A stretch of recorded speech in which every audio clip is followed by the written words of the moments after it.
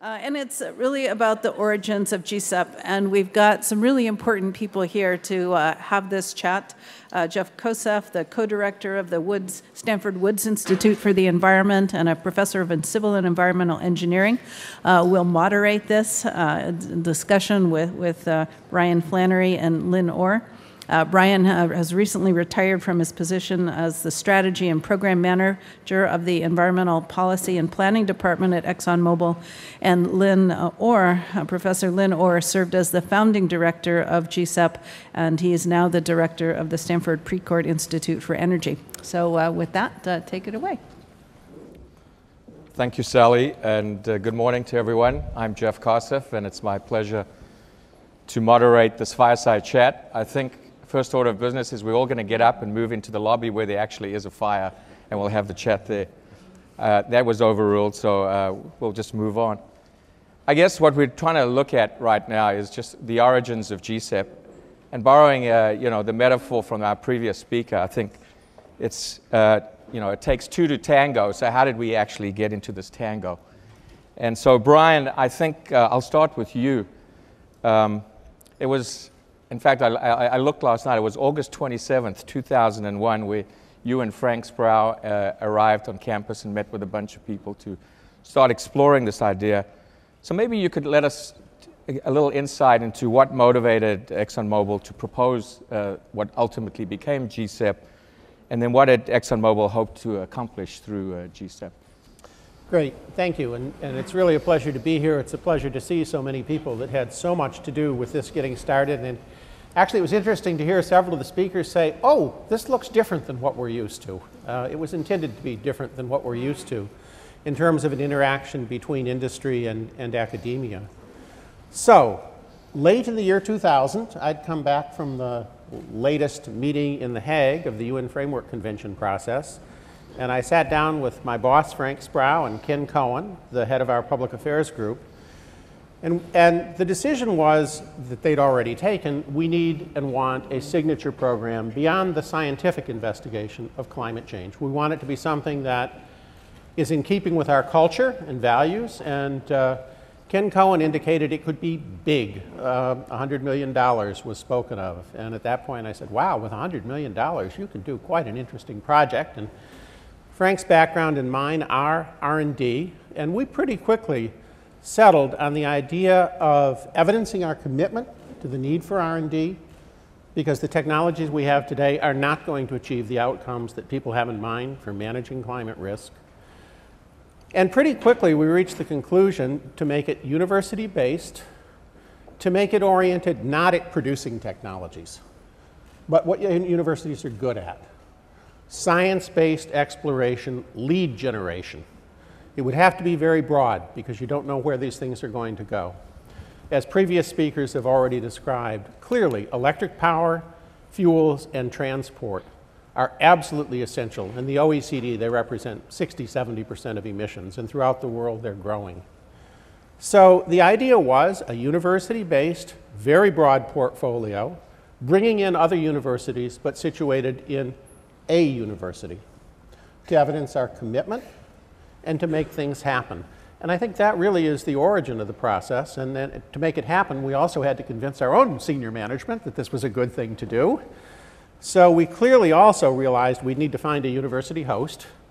We'd need to find a set of sponsors, signature sponsors from the different sectors. That was also part of the plan.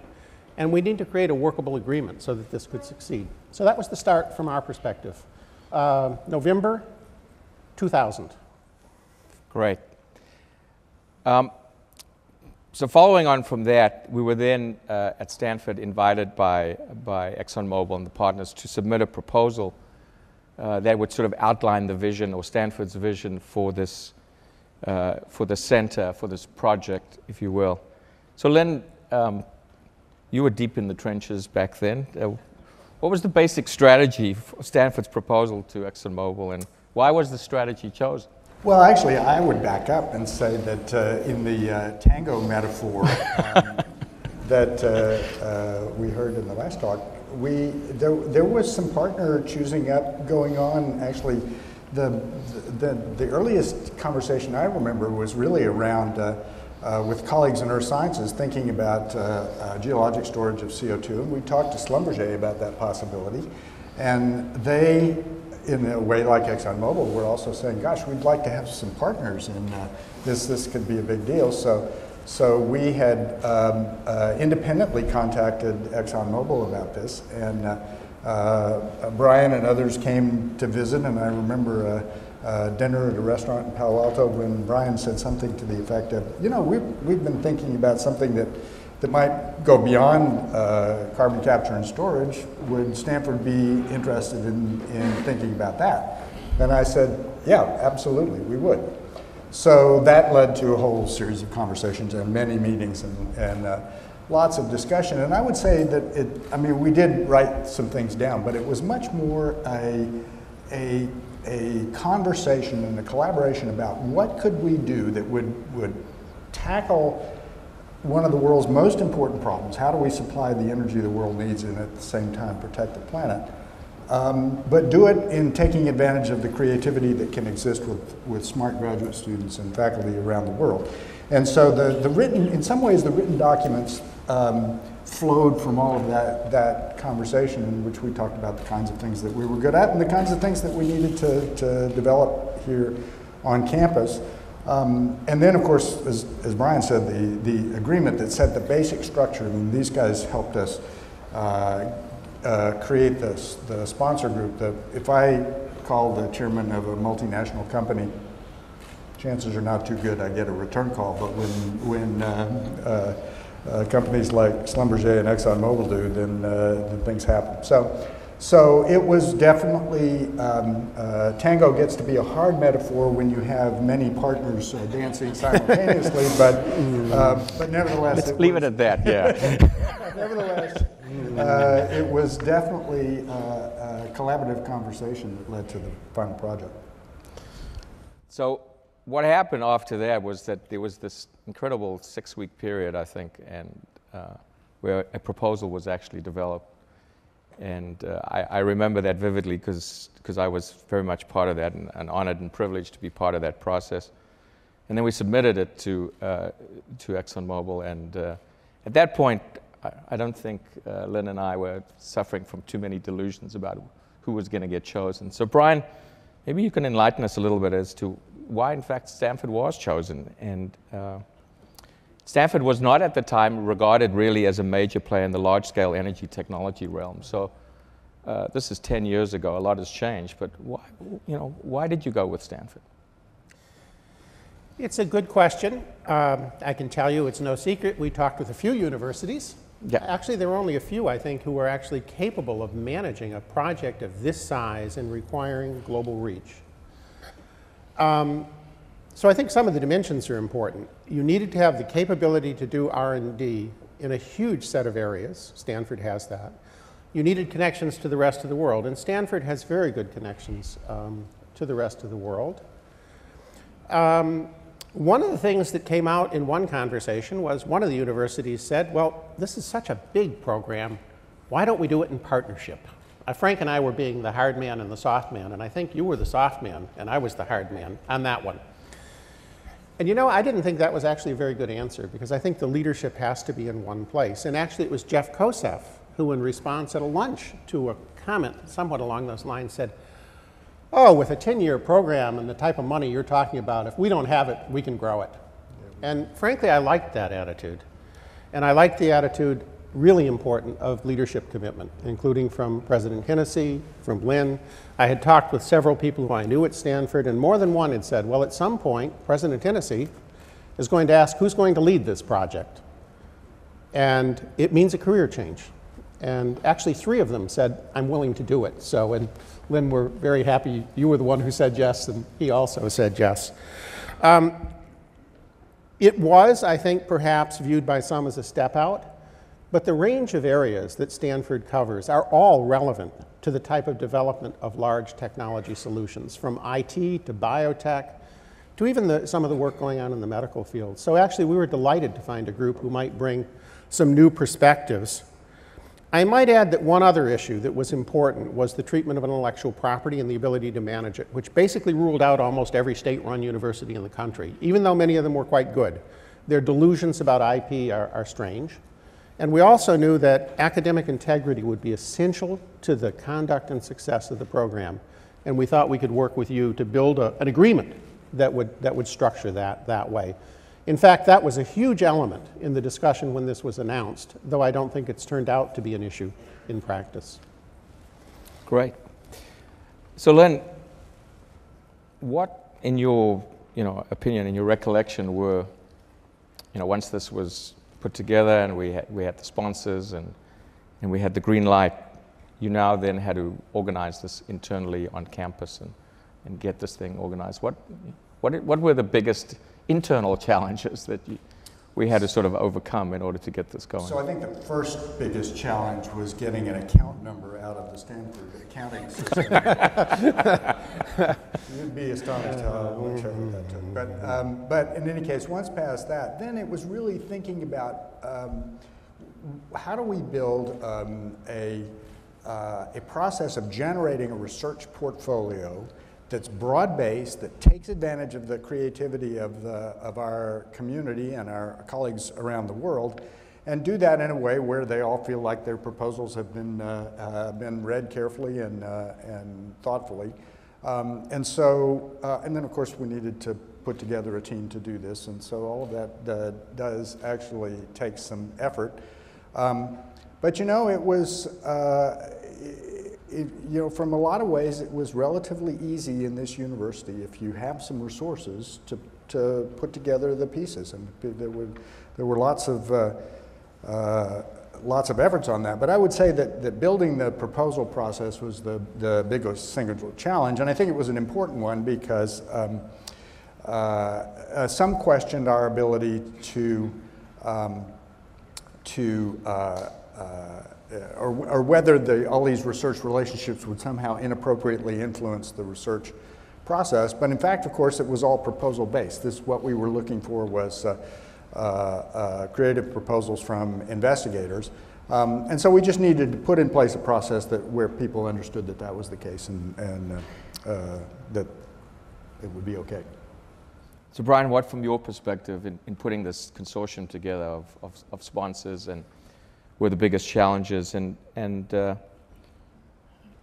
that time there was talk about the relationship between corporations and the academy, issues of academic integrity and things like that. How what in your view were some of the issues, and how did we deal with them?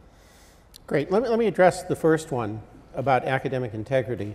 I think we were utterly convinced this program would not generate useful results unless that was absolutely guaranteed. Yet it was the subject of a lot of articles. They focused more on that than actually the content of the portfolio. I know Lynn, in answer to one, said, we absolutely guaranteed in Stanford. That was essential to our mandate. I said, Lynn, would you please add, and the sponsors needed it too, and they're completely supportive of that, and you have ever since. So good working relation. I think in terms of it getting going, getting the sponsors together was a complex task. And again, kudos to Dr. Sproul sitting there, who said, Brian, we can't do this. We got to involve our management committee to make the initial phone call and open the door so that we can talk to different companies. And we talked to quite a few. All of them found it to be quite an exceptional program. All of them had interest, but for many, they had different priorities for really a strategic investment of external relationship and funds. But we're delighted with the sponsors we got and the way in which we got them. And again, Schlumberger, who had in mind a CCS program, just immediately stepped up and said they'd be happy. With Toyota, ExxonMobil has a great relation with them, and in a sense, they said yes, as we would to their proposals, simply because we asked them, or if they asked us, we would look for ways to make it work. The others' relationships were a bit different, but we were delighted with the outcome in terms of the sponsors we have. Last comment I would make, I think management is critical. The nature of the agreement was critical. We had an agreement that all sponsors would support the entire portfolio rather than pick and choose, though each of us had different things. We would leave the design of the portfolio to Stanford, and basically we had an agreement that we would either accept it or not. But we reserved the right to make sure that this was still on the right path. So it's a rolling 3-year agreement, and that was a very good process in terms of putting a good creative tension with the sponsors and the management. We're all GCEP. GCEP is not Stanford, it's Stanford and the sponsors. and it worked very well. But those were among, I think, the biggest challenges in getting going. Excellent. I am mindful of the time, and I do want to leave time for just maybe one or two questions from you. But just a quick final question to both of you, maybe a 30-second answer from each is, how do you feel that, looking back 10 years, how does GCEP now measure up to what was originally envisioned? And what do you think of sort of the signature, if you had to pick one signature achievement, what would it be? I'll start with you, Lynn. Well, I guess what I'm proudest of over the 10-year period is the creation of a group of people, you know, the hundreds of graduate students, all the investigators, all those people who flow through these research groups and go out and change the world. I am convinced that the leverage that will come from that is many times over the research results, which I'm also quite proud of. But not only have we created a conversation with colleagues around the world, it's really transformed the way we think about and talk about energy on this campus. And going forward, I think we need to weave energy into the educational conversation in a way that it's woven through the fabric of our societies, and it's definitely helped us do that. Brian? Well, first, and Lynn already mentioned it, I think GCEP, the Stanford management, put together an absolutely superb way of examining the field, identifying prospects, and reviewing proposals, which has helped to make this bulletproof. And I think that exceeded our expectations by far. In terms of outcomes, I think also the characterization through theme leaders and others of where the potential is, not just at Stanford, but others, has been superb. And finally, I'll just agree with Lynn, and I thought it from the beginning. The legacy of GCEP will be the several hundred postdocs and graduate students who've worked in this field and who I think might not have in the first place, but whose concept of the field is much broader than it would otherwise be. And that will ripple down going forward enormously. Wonderful. Is there someone out there who would like to ask a quick question of Lynn or Brian or both? All right. Good. Well, if not, let's thank them both for the insights, and we'll move on.